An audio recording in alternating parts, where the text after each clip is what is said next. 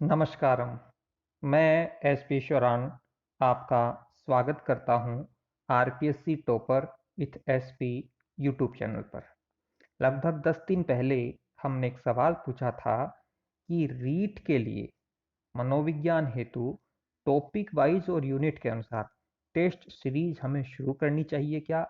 आपका जवाब था कि हाँ, शुरू करें। इसी संदर्भ में हमने प्रतिदिन एक सवाल आपको कम्युनिटी पर सबसे पहले देखें। आप आरपीएससी टॉपर विथ एसपी इस यूट्यूब चैनल पर जब जाएंगे और उसकी कम्युनिटी में सर्च करेंगे तो वहां पर आपको प्रतिदिन एक सवाल मिलता है। उन्हीं सवालों के आंसर की हम चर्चा इस वीडियो में करेंगे। सोमवार से लेकर शनिवार तक प्रतिदिन हम आपको बताते हैं कि कौन से टॉपिक से हम सवाल पूछ रहे हैं। आपको सवाल पूछते हैं मनोविज्ञान का, आपको आंसर देना होता है और रविवार को हम उसका आंसर के साथ में वीडियो अपलोड करते हैं। पहला सवाल था, वो था मौजूदा ज्ञान में नई जानकारी को शामिल करने की प्रक्रिया को क्या कहते हैं? सही आंसर है आत्मसातकरण।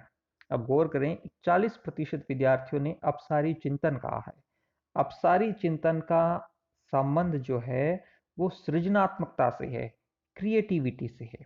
निर्मितवाद जो है वो कंस्ट्रक्टिविज्म एक अलग कॉन्सेप्ट है जिसकी चर्चा हम पाठ्यक्रम में आगे करेंगे।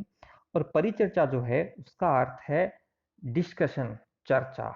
तो इसका सही आंसर है आत्मसातकरण, एसिमिलेशन, जिसका हिंदी में इंग्लिश में उसका अर्थ है।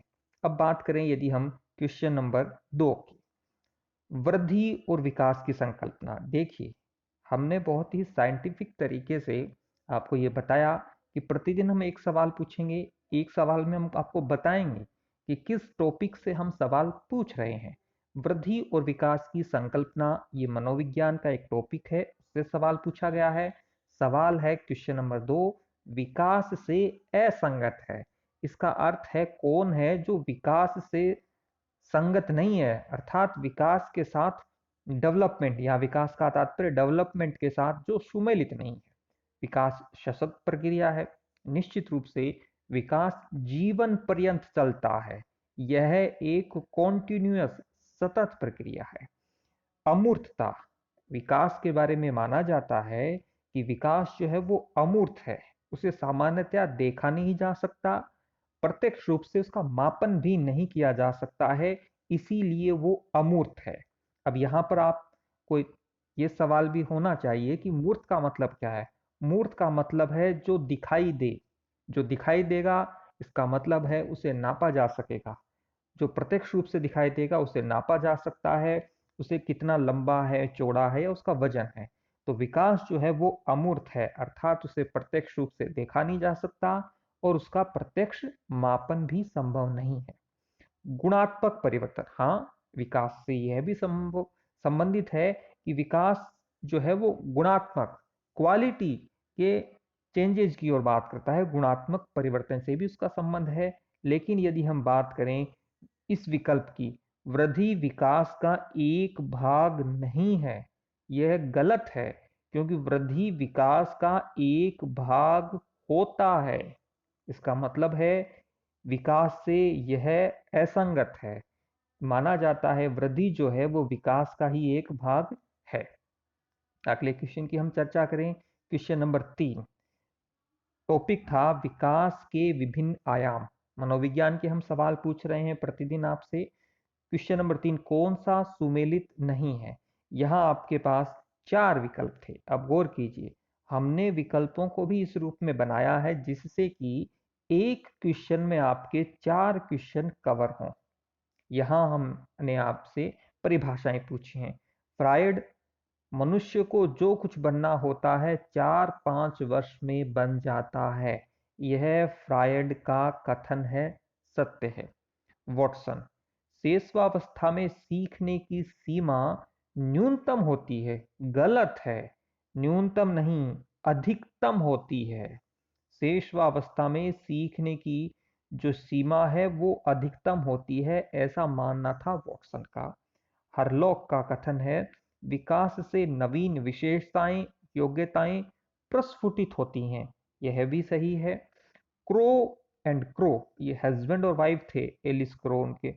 तो ये क्रो एंड क्रो की परिभाषा है कि 20वीं सदी बालक की सदी है, यह भी सत्य है। तो इसका आंसर हो जाएगा ऑप्शन बी, शेषवावस्था में सीखने की सीमा अधिकतम होती है। क्वेश्चन नंबर 4 की बात करें, यह संबंधित था वृद्धि और विकास की संकल्पना से। यहां पर भी हमने 5 क्वेश्चन आपको एक ही क्वेश्चन में कवर करने की कोशिश की है। एज ऑफ प्यूबर्टी, जिसे सामान्यतया हम यौवनारंभ, यौवन का आरंभ भी कह सकते हैं, जो है किशोरावस्था, यह सही जवाब है। वृद्धि और विकास एक दूसरे के समान, गलत, समान नहीं है, समानांतर। और करें, वृद्धि और विकास जो है वो एक दूसरे के समानांतर होते हैं, तो यह सुमेलित नहीं है। किशोरावस्था तनाव, संघर्ष, तूफान की अवस्था है, ऐसा कहना था स्टेनले होल का, सही है।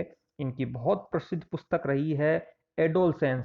उसी पुस्तक में इन्होंने ये कहा था कि किशोरावस्था झंझावातों की, तनावों की, तूफान की, संघर्ष की अवस्था है। तो यह विकल्प भी सही है। मिथ्या परिपक्वता, जिसे कहते हैं कि वो परिपक्व नहीं हुआ है, मिथ्या का मतलब होता है झूठा, इसे बाल्यावस्था से कहते हैं, सही बात है। किशोरावस्था जीवन का कठिनतम समय है, किलपेट्रिक का यह कहना था, यह भी सही है। तो कहने का मतलब हुआ विकल्प बी जो है वो गलत है। सही जवाब होगा विकास और वृद्धि एक दूसरे के समानांतर हैं।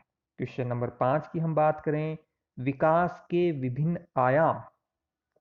हम आपके मनोविज्ञान के पाठ्यक्रम को देखेंगे, तो उन मनोविज्ञान को पाठ्यक्रम को हमने 23-24 भागों में बांटा है, और हर दिन हम एक टॉपिक उठाते हैं और उससे एक सवाल पूछते हैं।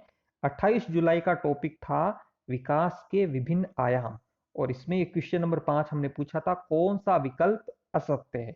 यहां पर भी हमने आपसे एक ही क्वेश्चन में 5 क्वेश्चन पूछे हैं, 5 विकल्प दिए हैं।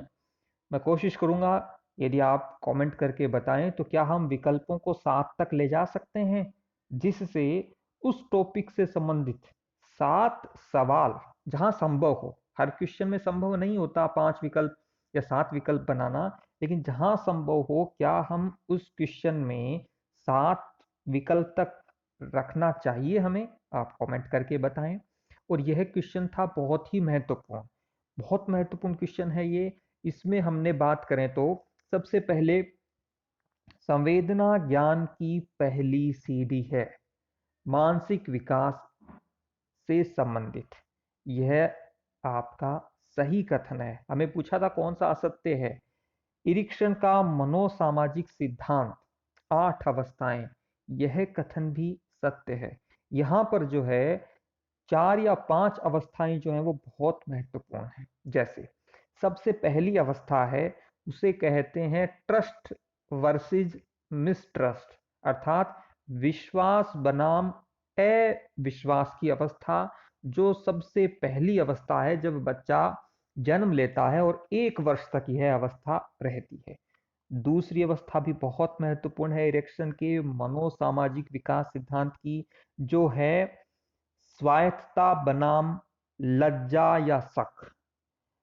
यह होती है 1 वर्ष से लेकर 3 वर्ष तक। जो इसके पश्चात तीसरी अवस्था है, जो संबंधित है पहल बनाम दोष, वो होती है 3 से लेकर 5 वर्ष तक। और चौथी अवस्था है परिश्रम बनाम हीनता, जो सामान्यतया 6 वर्ष से लेकर 12 वर्ष की आयु के बालक या उसकी अवस्था तक रहती है। और पांचवी और सबसे महत्वपूर्ण बात हम देख सकते हैं वो है पहचान भ्रम, सब भ्रांति की अवस्था, कंफ्यूजन की अवस्था, आइडेंटिटी वर्सेस कंफ्यूजन भी जिसको कहते हैं, जिसकी उम्र है 12 से लेकर 18 तक। तो ये इरिक्सन के मनोसामाजिक विकास सिद्धांत की 5 महत्वपूर्ण अवस्थाओं को हमने देखा। नैतिक विकास का सिद्धांत दिया कोलबर्ग ने, या कोहलबर्ग भी कई जगह आपको लिखा हुआ दिखाई देगा, एक ही बात है, यह भी सही है। मैकडूगल के अनुसार संवेग 12 होते हैं, यह गलत है। संवेग 12 नहीं होते, संवेग 14 होते हैं। विलियम मैकडूगल ने ये कहा कि मनुष्य जो है उसमें 14 संवेग होते हैं, और ये जो 14 संवेग हैं यही मूल प्रवृत्तियां उन्होंने कही हैं जो मानव व्यवहार की चालक हैं। यह कथन भी सही है। तो कहने का मतलब हुआ, मैकडूगल के अनुसार संवेग जो है वो 12 नहीं है, 14 है। अगले क्वेश्चन की बात करें हम, यदि क्वेश्चन नंबर 6 की, मानसिक रूप से स्वस्थ व्यक्ति का लक्षण है। आपसे सवाल पूछा गया कि मानसिक रूप से स्वस्थ व्यक्ति का लक्षण क्या है। आपके पास यदि विकल्पों पर गौर करें, सहनशीलता, संवेगात्मक परिपक्वता, हाँ, यह मानसिक रूप से स्वस्थ व्यक्ति का लक्षण है। आत्मविश्वास भी है। स्वयं के संवेगों को, खुद के इमोशन का प्रबंधन करना, मैनेजमेंट करना, यह भी है। दूसरों के संवेगों को समझना, यस, यह भी मानसिक रूप से स्वस्थ व्यक्ति का लक्षण है। तो आंसर हो जाएगा उपर्युक्त सभी। क्वेश्चन नंबर 7 की बात करें, कुल 9 क्वेश्चन हैं, 3 क्वेश्चन और हैं। देखें, मानव विकास के सिद्धांत, यहां आपसे पूछा है कौन सा विकल्प सही नहीं है। 4 क्वेश्चन को हम कवर कर रहे हैं एक ही क्वेश्चन में। मानव विकास के सिद्धांत हैं निरंतरता का सिद्धांत, क्रमिकता का सिद्धांत और सामान्य से विशिष्टता का सिद्धांत। यस, ये मानव विकास के सिद्धांत हैं। गामक कौशल का विकास विशिष्ट से सामान्य, गलत। गामक कौशल का विकास सामान्य से विशिष्ट होता है। आप हमारे इस YouTube चैनल की प्लेलिस्ट में जाएं और वहां पर मनोविज्ञान रीढ़ से संबंधित आपको वीडियो मिलेंगे। वहां एक वीडियो में मैंने गामक कौशल का जो विकास है, मोटर स्किल डेवलपमेंट, जिसमें माइक्रो स्किल डेवलपमेंट, जिससे पिछले वर्ष सवाल पूछा गया था, सूक्ष्म चलन कौशल, जिसमें था हाथ में पकड़कर कुछ लिखना, राइटिंग करना, तो वो सूक्ष्म चलन कौशल का उदाहरण था। तो उस वीडियो में मैंने विस्तार से बताया है कि कौन कौन से जो कार्य हैं वो सूक्ष्म चलन में आएंगे और कौन से कार्य जो हैं वो वृद्ध चलन में आएंगे। तो आप प्ले लिस्ट में जाकर उस वीडियो को जरूर देखें। तो मस्तिष्क का ध्वमुखी सिद्धांत, सिर से पैरों की ओर, सही यही होता है। मानव का जो वृद्धि और विकास से संबंधित ये सिद्धांत है। प्रोक्सिमो डिजिटल सिद्धांत ये कहता है कि जो वृद्धि और विकास होती है, मूल रूप से यहाँ वृद्धि की बात करें तो वो केंद्र से सिरों की ओर होती है। तो गामक कौशल का जो विकास होता है वह सामान्य से विशिष्ट की ओर होता है। क्वेश्चन नंबर 8 की यदि बात करें, जो संबंधित है विकास को प्रभावित करने वाले तत्व, अर्थात डेवलपमेंट को कौन कौन से तत्व प्रभावित करते हैं, और आपसे सवाल पूछा गया था कौन सा कथन सही नहीं है। बहुत ही मेहनत करके मैंने ये सवाल बनाया है, और मैंने कम्युनिटी में भी कहा कि हम कोशिश करते हैं कि ऐसे सवाल बनाएं जिससे आप में आलोचनात्मक और विश्लेषणात्मक क्षमता विकसित हो। परीक्षा में यदि कठिन सवाल भी आ जाएं तो भी आप उनको हल कर पाएं। इस सवाल में यही है, परिपक्वन हमारे नियंत्रण और अंकुश में नहीं है। जी, जो मेच्योरिटी होती है वो आपके नियंत्रण में नहीं है, वो अपने आप होगी, स्वतः होगी। एक निश्चित उम्र आपकी होने पर आप मेच्योर हो जाएंगे। यहाँ वो मेच्योरिटी नहीं है कि यार आप मेच्योर बात नहीं कर रहे हो, आप में मेच्योरिटी नहीं, यहाँ बात हो रही है शारीरिक स्तर पर और मानसिक स्तर पर भी। तो वो हमारे नियंत्रण में नहीं है, हमारे अंकुश में नहीं है। अगला भी बहुत महत्वपूर्ण कॉन्सेप्ट है, प्रशिक्षण पर नियंत्रण संभव है। जी हाँ, ट्रेनिंग का तात्पर्य यही होता है कि वहां पर कंट्रोल है। जैसे गौर करें, बीएड एक ट्रेनिंग है, आपको कैसे पढ़ाना है उस पर नियंत्रण होता है। ऐसा नहीं है कि कहीं पर भी बीएड की कक्षाएं हो रही हैं सड़क में या खेत में। एक संस्थान होता है, महाविद्यालय होता है, वहां पर अध्यापक होते हैं और वो आपको बीएड की क्लास लेते हैं। जैसे पुलिस की ट्रेनिंग, उस पर भी जहां पर भी प्रशिक्षण शब्द आ गया है तो उस पर नियंत्रण संभव है। ऑप्शन सी, परिपक्वता का संबंध स्नायुविक और मांसपेशीय प्रौढ़ता से नहीं है। यहां पर आपको गौर करना था, परिपक्वता का संबंध इससे है। स्नायु का मतलब होता है नर्वस, और मांसपेशी का मतलब होता है मसल्स। तो परिपक्वता का एक संदर्भ ये है कि आपका यदि शरीर में स्नायुविक और मांसपेशियां एक प्रौढ़ता तक अर्थात एक मेच्योरिटी तक पहुंच गई है तो आप वहां परिपक्वता की स्थिति देखेंगे। संवेगात्मक विकास बुद्धि, परिवार, विद्यालय, समाज से प्रभावित होता है। जी हाँ, जो संवेगात्मक विकास है, इमोशनल डेवलपमेंट है, वो इन सभी से प्रभावित होता है। अगला भी बहुत महत्वपूर्ण विकल्प है, परिवार में औपचारिक जबकि विद्यालय में परिवार में अनौपचारिक जबकि विद्यालय में औपचारिक शिक्षा मिलती है। जी हाँ, यह कथन भी सही है। तो कहने का मतलब है विकल्प सी जो है वह सत्य था, क्योंकि परिपक्वता का संबंध स्नायुविक और मांसपेशीय प्रौढ़ता से है। अंतिम सवाल की ओर बढ़ते हैं, वो है कौन सा विकल्प सही नहीं है। और आपका 1 अगस्त का यह सवाल था, टॉपिक था वंशक्रम और वातावरण की भूमिका। एक बार जरूर मैं पूछूंगा, आप कमेंट करके बताएं कि यह माइक्रो टेस्ट सीरीज आपको कैसी लग रही है। क्या हम बड़े स्तर पर भी टेस्ट सीरीज प्रारंभ हमें करनी चाहिए क्या? और इसमें यदि आपका कोई सुझाव हो तो भी जरूर बताएं।